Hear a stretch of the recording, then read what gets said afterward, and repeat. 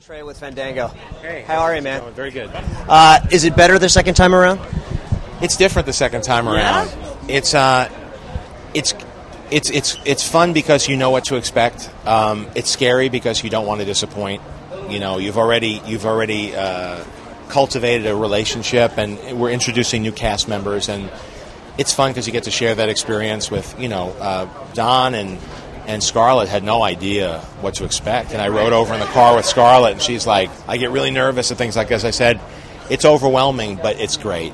You'll love it. And there's lots of love and just human energy coming at you and enthusiasm. And these are people who got their tickets a long time ago, waited in line to get in, and are the first people to experience anything from the film. And we really held a lot back just so we could share it with these people first, and they got to be a part of that. Now, no pressure. I mean, the movie's going to be out next year. I mean, are you ready for it to be the big kahuna, the beast of the summer? Look, I've been involved with enough movies that didn't do business that it's really nice not to have to worry about people knowing your film is coming out. Right, and it's nice when people make a little bit of room around your weekend so that you have time to connect with the audiences. As a filmmaker, that's a tremendous relief. But by the same token, we were treated very kindly in the notices and by the fans the first time around. And if we don't do a good job, they'll be disappointed. And that's going to be really disappointing for me because I not only want it to do well, but I want it to be appreciated and for the people who've supported us to feel that we did them right. So that's where the pressure comes from. Right. It's from the people who decided they like our franchise, and we don't want to let them down. Now, something you said in 2007, you were very proud of the fact that you didn't rely a lot on special effects and CGI. Yeah. Did you kind of hold the line in the same way this year? No, I went further because we had to go bigger. But I know more about CGI, and the technology's come a long way, and we're working with the best in the business.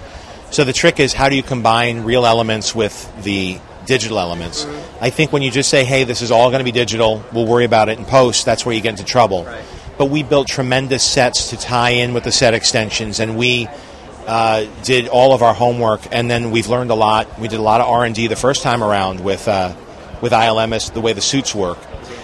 And I think CGI has come to the point where if you shoot the plates right and you have the proper lighting references and the proper vendors, you could make hard surfaces like metal look very photoreal. If you look at Iron Man, Transformers, you get into more trouble when you deal with organic CGI characters, but when you're dealing with hard surfaces, it's right there. I know that when I was giving notes the first time around, I was arguing with ILM that the shot didn't look real, and they told me no, that was the real suit. That wasn't a digital suit, and I was so confused that even the real one looked fake. So I knew once we crossed that line that it was photoreal in a way that was convincing, and so I know what we can do well. That's cool.